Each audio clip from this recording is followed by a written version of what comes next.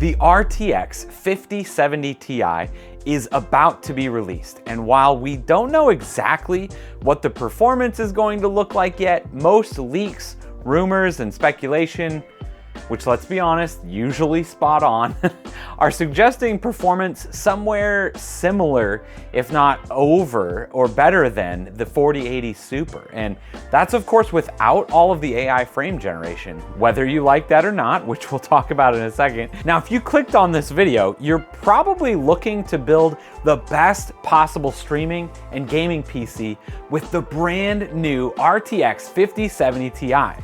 Or you accidentally clicked on it scrolling through those AI-generated Shrek ASMR meme videos again. I don't know why so many people are finding me this way. Either way, welcome in. Today, we are breaking down the ultimate PC build for the RTX 5070 Ti. Whether you're streaming, gaming, video editing, or you just want to flex on your friends who still game on that 2016 pre-built. So grab a pint, pull up a stool, because this build is about to pour out some serious FPS. Cheers to the 5070 and AI-generated Shrek ASMR videos. First up, the star of the show. You already know the RTX 5070 Ti, your GPU of choice. Now, NVIDIA hasn't officially revealed benchmarks and third-party testing hasn't been done yet, but leaks are suggesting that this thing is sitting somewhere between the RTX 4080 Super and the RX 7900 XTX, which is insanely good for the MSRP price of $749. We'll see how long that price actually sticks around though. Either way, this card is ready to crush 1440p gaming and even 4K at some decent frames. Oh, and of course, DLSS 4 is coming, meaning if you want to enable the AI-powered frame generation magic, everything will look smoother than a freshly poured Guinness, as long as the latency isn't too high that you spill it all over. But here's the real reason why we love it. It's got the power of a high-end GPU, 16 gigabytes of GDDR7 VRAM, and hopefully it won't destroy your entire year's budget in one go.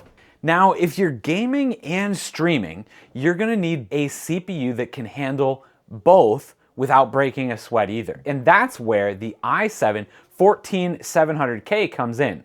With 20 total cores, this beast is perfect for balancing high FPS gaming and streaming without turning your PC into a burning space heater. But I do have to add the disclaimer that you'll want to make sure you update your BIOS immediately, as this is one of the processors that was affected by the degradation issues last year, but Intel seems to have mostly fixed this up. If you're not interested in taking that risk, or you just want something even newer, the Core Ultra 7 265K is going to be a solid processor on the newest LGA 1851 socket, so you'll be the most future-proof going this direction as well.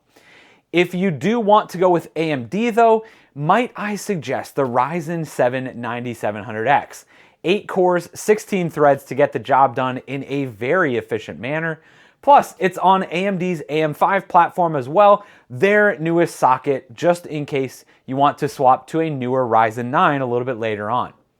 And to make sure you get the most current pricing out of all of these parts, I put links down in the description below. If you find this video helpful at all, I'd really appreciate if you used my affiliate links. It doesn't cost you any more, and I get a small percentage just so that I can put it right back towards making this channel and these videos even more helpful. I appreciate you. A lot of these newer processors are getting more efficient and staying cooler than ever. So whether you're going Intel or AMD, keeping temps low isn't going to be too difficult, but it is still important.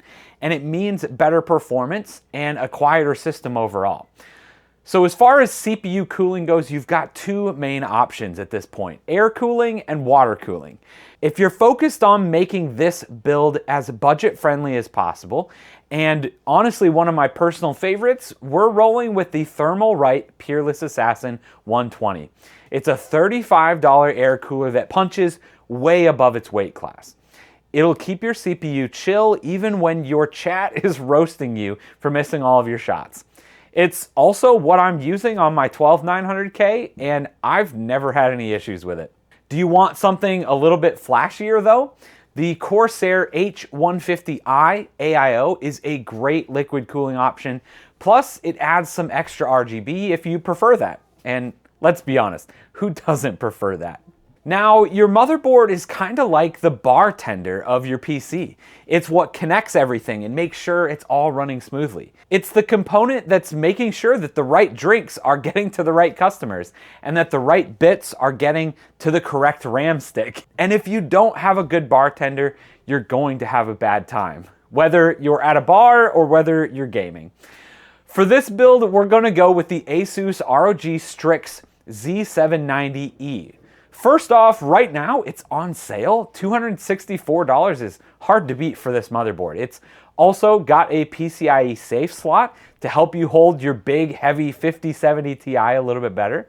It's got 5 M.2 slots to store all your VODs from past streams, as well as really solid VRMs to handle overclocking if you ever wanted to push your CPU harder than Twitch pushes their new monetization policies. It's also got some great I/O on the back too. 12 total USB ports, 2.5 gigabit Ethernet, as well as Wi-Fi 6 built in, and some optical and some other extra audio options that you honestly don't see on every motherboard these days. Not to mention, it just kind of looks cool. You won't be disappointed with this one. Slotting directly into your motherboard, we've got the RAM. The biggest question right now I always get is 16 or 32 gigabytes. Do you actually need 32 gigabytes of RAM to game and stream? For gaming, honestly, you probably don't need 32 gigabytes. But for streaming and content creation, absolutely. When I'm playing games and streaming, my PC typically hits between that 18 to 22 gigabytes of RAM used, depending on the game. And honestly, when RAM is one of the cheaper components in your build, I just don't see a reason not to go for 32 gigabytes at this point. So we're going with the Corsair Vengeance DDR5 at 6000 megahertz. Fast, reliable, keeps your PC snappy even when you have DaVinci Resolve, OBS, 15 Chrome tabs, Discord, Spotify, all open at the same time. All right, let's talk about one of the #1 rules of PC building. Size matters. Never go for the smaller storage option unless you enjoy deleting your games every other week. The Crucial P3 plus 2TB NVMe SSD is a PCIe 4.0 drive, meaning fast load times, smooth video edits, plenty of storage for your game library and streaming assets. I always recommend at least 2 terabytes. It's getting less expensive and you're never gonna regret getting a bigger size drive. If you're the type that wants to install everything and never delete anything, I see you 500 gigabyte Warzone update. Consider adding a secondary NVMe drive because you've got 5 slots on this motherboard. But honestly, that's something that's easy enough to add later on as well. So definitely recommend keeping that on your radar. The case of your computer is the one thing that I have plenty of suggestions and opinions on, but probably the thing that you should listen to me the least about. Your case is yours, so make sure that you get one that you actually like looking at. Make sure that you get one that's in the color, the style, and has the options that you want. They're all different. One of my favorites right now is actually the Antec C5. It comes in both black and white, and at $129, it's not actually what I would call a budget case, but it is pretty premium. And along with that premium case, something you don't see very often, it comes with 7 ARGB fans. Now, this looks super good and keeps your system cool while saving you money on having to buy extra fans, which is going to be important when you're building a high-end system with this 5070 Ti. Now, this is also a bit bigger of a case. You should also be good with any variant of this card, no matter the size. Now, please, if you're going to cut corners somewhere, don't let it be on the power supply. You need to make sure that your high-power CPU and GPU have enough power and they aren't going to short circuit right before your stream starts. Now, I've built a lot of systems with Corsair power supplies, and they are some of my favorite. If I were to build this system today, I'd be putting in the Corsair RM850X. It's a fully modular 80 plus gold, very reliable 850 watt power supply. Perfect for this build. It also gives you a little bit of headroom for future upgrades because NVIDIA only recommends a 750 watt power supply for the 5070 Ti, so you should be good with this one for a while. It also comes in black or white to match your aesthetic. But also, as a streamer, you're probably going to be using more USB peripherals than your average gamer. If you're planning on adding more RGB, extra solid state drives, a headset, a microphone, a webcam, a stream deck, a capture card, key lights, controller on top of your keyboard and mouse, you're gonna appreciate all this extra power that has to come from somewhere. It's your power supply. Now, what about your wallet? So as of this moment, right now, this build at the time of filming would cost you about $2,032.28. Now, factor in things like Microsoft Windows, peripherals, shipping, tax, and you're probably gonna be getting a little bit closer to $2,200, $2,300. And that's if you can find a 5070 Ti for that MSRP $749. Either way, I'll leave the PC part picker list linked down in the description below as well. Honestly, it's a beast of a machine for that price, giving you high-end gaming, top-tier streaming performance, and content creation power. I have a feeling the 5070 Ti is going to be a really popular card in 2025 and one of the most recommended, probably coming from me.